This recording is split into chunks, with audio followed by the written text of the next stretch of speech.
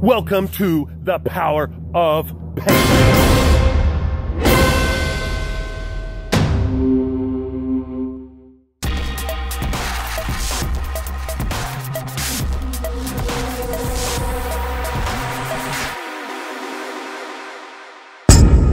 The streets are all alike. The buildings are all alike. The businesses all look alike. The reason for this being that most businessmen in this country are playing a game called Follow the Follower. Yeah, it's 9. Episode 9. Okay, so Power of Paint, episode 9. Theme is going big, but before I get into it, I want to just pop a few ideas off you guys. A lot of you guys I talked to on the phone. So this idea that Amazon is bringing bookstores with real books and real paper, it's fascinating because they're the leads on the online, but that power of real estate continues to get everyone's attention. It's fascinating to me that, they bought the Whole Foods, right? I talked about it just real briefly, but now they're going into the bookstore. They could continue to niche and niche and niche and niche. And the reason niching is important and big, you guys all know this. All my clients know this. Guys who don't know what I'm talking about probably aren't my clients, but there's this loss of Toys R Us. I mean, it's the demise of Toys R Us, which was an icon, just like Kmart, Otasco, TG&Y. I'm throwing out old school names, right? So I've been thinking about and reflecting on it all week. Poor Toys R Us. But then I know boom, boom, boom. And so you need to do this, you should do this, you need to do this. And I'm like, here's a checklist, guys. Go hit this, attack it, and get back in the lead when it comes to you're competing against Walmart, you're competing against Amazon's, but really, have you noticed the little store called The American Girl? I'll stop right there. This is all gonna go into a new episode called The Battle of the Warehouses. My warehouse is prettier than yours. My warehouse gives you a better price. My warehouse has closer parking. My warehouse has a better experience. Okay, so there's a whole lot going on in big boxes, and big boxes are losing because the micros are coming. We'll talk about that later. So micro is coming, but this episode's about going big. Let's see, Tillman Fertitta did by the Rockets, so thumbs up there to my guy there. A lot of you guys have congratulated me. I had nothing to do with it.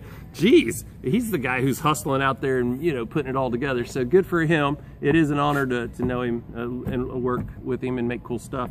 What else has happened? The Toys R Us, the Amazon getting into stores, and I wanted to tip the hat off to Tillman for getting the Rockets. So that's it for this starting off. Now, when I'm talking about the episode, the theme, think big, go big. This guy right here, let's see if you can recognize him from the picture. People used to come from miles around to swim in the lake. They don't anymore. So the founding fathers at Soap Lake said, we got some money to spend. What could we build here?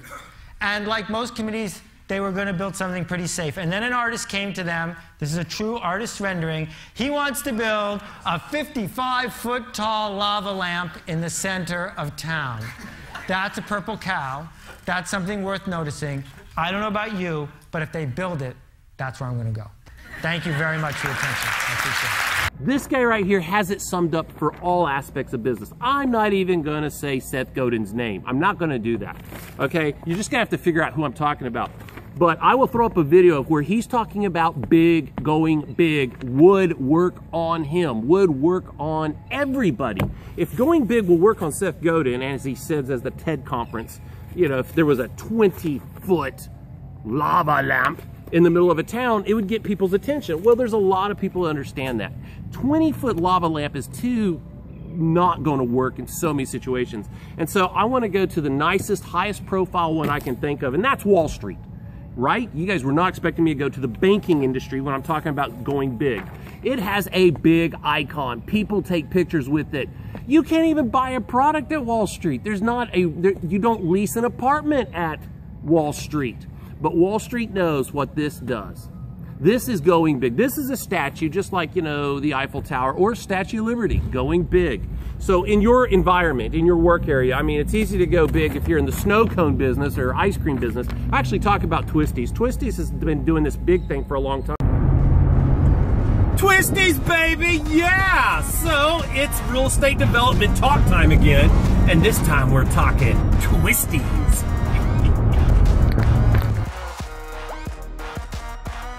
Okay, I am so pumped up about this episode. So all you guys who are developing properties, developing real estate, I'm gonna make this as fast as I can. This is real high level. So if you're gonna have a development and you're gonna try to make your development be your marketing mind. Well, here in Houston, we have one of the best Harley Davidsons. Gotta show some respect. One of the best outstanding uses of real estate, design, the power of design, everything about this. And if we didn't have this Hurricane Harvey, I was gonna get a good interview. I may go back and interview them retrospective, which I'm doing this week with Cato and Noddy. Frank, I'm looking forward to seeing you on Wednesday. And we're gonna go and tour the Cato and Noddy. If you didn't see that episode, it was phenomenal.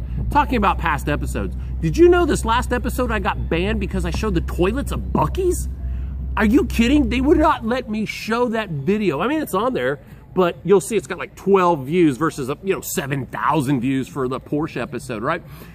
Because because there's a restroom shown, it got banned on Facebook. It was crazy. I couldn't believe it. Back to Harley Davidson. Here we go. Let's take a look at it. This is the Woodlands, Harley Davidson of the Woodlands, and this is going big. It's stylized. You clearly know it's the front of a Harley Davidson. It's a building that looks like a freaking wheel and a fender, and it works. It's high profile. It's right here on 45. I'll do video overlay like I do. But this sucker is awesome. You go inside, and it's a mecca to their product. Just like, if you're into Wall Street and you go to New York, you're going to do this. This is your mecca. If you're into John Deere tractors, you're going to go to John Deere Tractor Factory.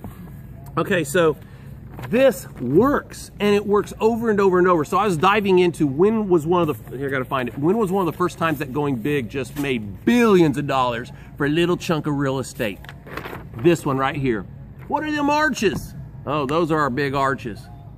Coast to coast, 1940s and 50s. I'm sure you saw The Founder with Michael Keaton, a good movie. I don't care if you love him or hate him. Think about the architecture of McDonald's. They didn't do that. They wouldn't have stood out. He knew how important the standing out is. Back to the purple cow. Okay, some of you guys don't know who Seth Godin is, so let me give a little respect to Seth.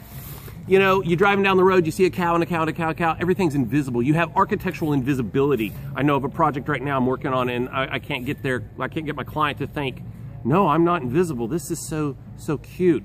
Man, nobody's seeing your building. Nobody even knows it's there. You have no purple cow. You're driving down the road and you see a purple cow, you actually say it to everybody in the car. Hey, look, there's a purple cow. Seth gets the credit for that. Seth will give me an email and it will be like this. Go, Brad, go. He's done it a couple of times. So I like it when I get his emails. Now, let's talk about electronic stores. Now, this is a satellite. This is a big satellite. This is getting it done right. So way to go, Fry. This is absolutely the way you go big. Fry's doesn't just capitalize on just the arches. Fry's does big time over and over. Fry's Electronics, giant store. You need to go to it and check it out. It's awesome. I love it. But this is a satellite. Martin and I did a micro satellite. People to the moon. This is our satellite.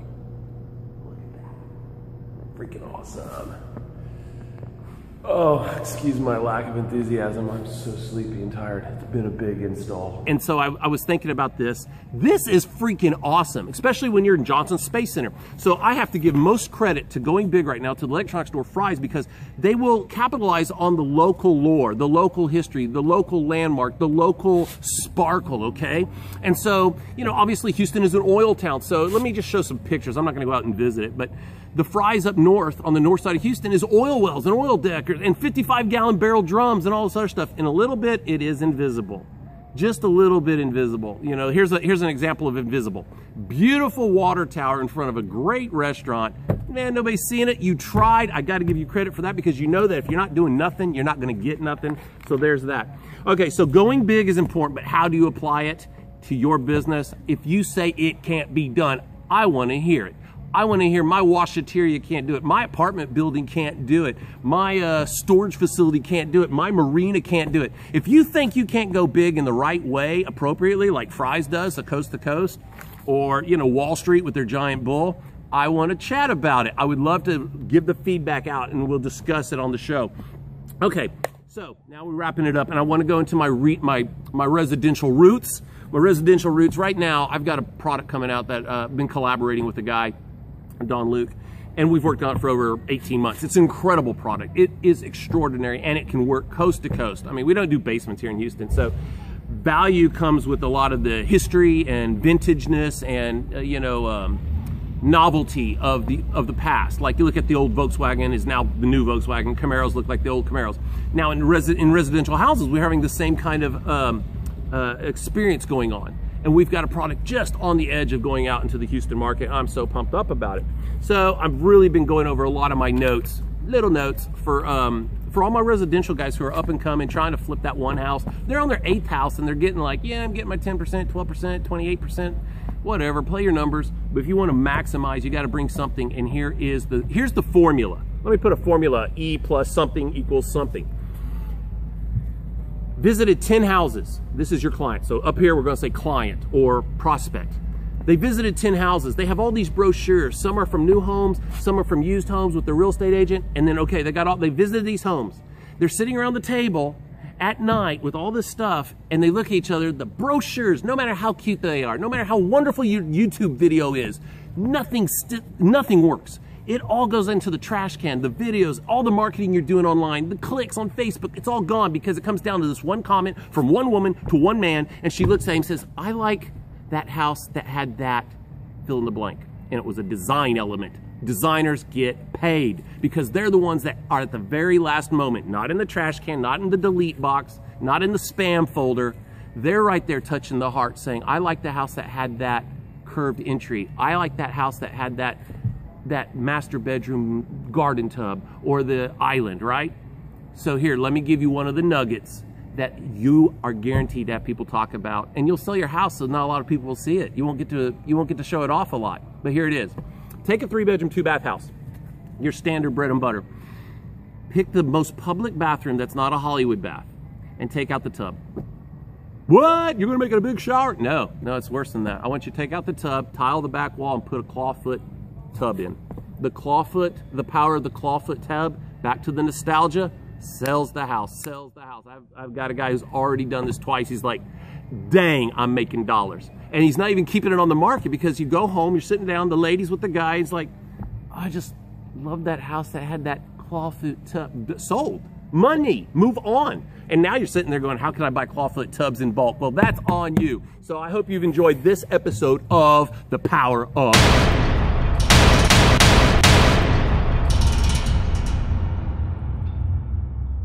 The Power of Paint is now on iTunes.